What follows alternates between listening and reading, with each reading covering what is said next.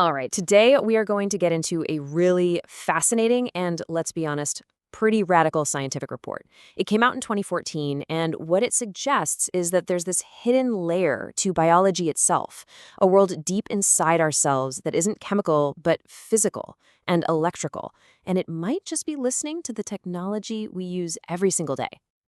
So let's just start with the big question, right? The one this research forces us to ask. For years, we've basically taken it for granted that the radiation from our devices is safe. But this report, which was actually funded by the Asian Office of Aerospace Research and Development, well, it takes a hard look at those assumptions, and it doesn't like what it sees. And that leads us to this quote. I mean, wow, right from the report itself. So-called safe mobile communications are not safe anymore. That is an absolutely explosive claim. It goes up against, a multi-trillion-dollar industry and the very basics of what we thought we knew about biology. So the question is, how on earth did they get there? To really get why that statement is such a bombshell, we have to rewind a bit and look at the official story, the textbook version of how life is supposed to work. For the last 40, maybe 50 years, the rule has been really simple. Biology is chemistry. That's it. You can picture it like a big, complicated soup, where all these molecules are just bumping into each other, passing signals, building stuff. And look, it's a model that works. It's gotten us really far. But what if it's only half the story? And this is the fundamental shift the report is talking about. It's not saying the chemistry is wrong. It's saying there's something else happening right alongside it, a parallel world that isn't about molecules bumping around, but about physics, about electricity and vibration and frequency. A whole other conversation that we've been completely deaf to. So where did they even find a clue that this hidden physical world exists? Well, it all started with a very common, very tiny structure inside basically every single cell in your body that might be acting like a secret antenna. Everybody, meet the microtubule. You probably learned about these in high school biology. They're basically the cell's skeleton. They give it shape, and they're also like little highways that shuttle materials around. A super important job, but kind of boring. Just part of the plumbing. Or at least, that's what we all thought. Because here's the twist. The experiments in this report showed that microtubules do way more than just sit there. When you hit them with certain electronic signals, they start to vibrate. They resonate. They can actually absorb and even transmit energy. In other words, they behave just like tiny little antennas. And what's so cool is that it's not just any old noise. This chart shows they have very specific frequencies where they really light up. You can see these huge spikes in the megahertz range. To give you some perspective, that's right in the same ballpark as your FM radio. It's kind of like a wine glass that will only vibrate and shatter at one precise musical note.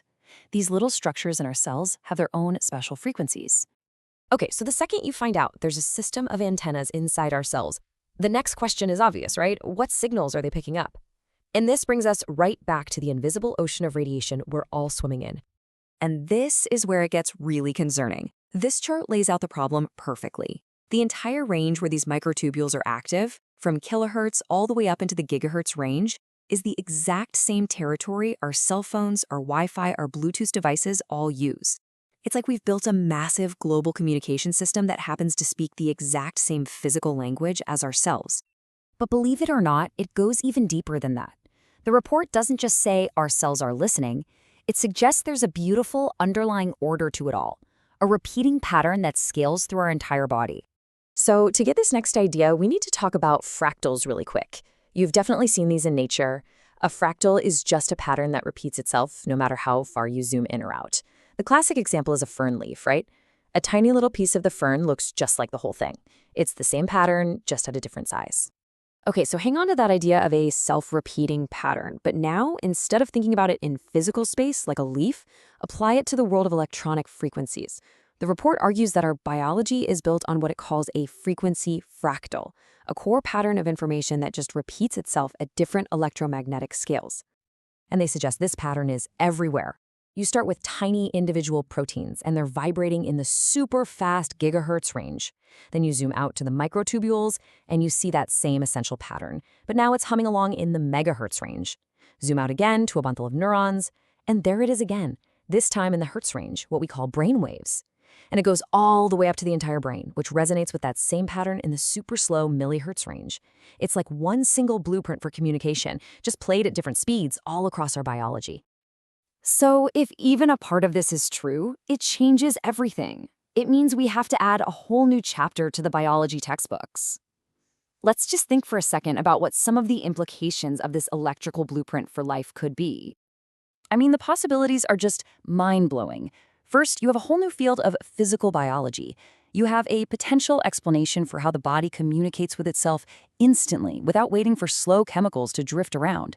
It could give us a totally new way to look at things like heartbeats and sleep cycles. The report even says this idea, this fractal communication, could be the secret to building actual brain-like computers. And I think this quote from the report really says it all. This research unfolds a world never seen before. And that's the point. Whether every detail turns out to be exactly right or not, it forces us to look at life, at ourselves, in a completely new way. It suggests that for all we've learned, we might have been missing half the picture the whole time. And that really leaves us with one last massive question to chew on.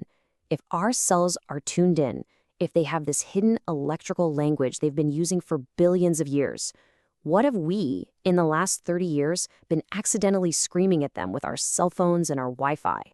This research doesn't have all the answers, but man, does it raise one of the most important questions of our time.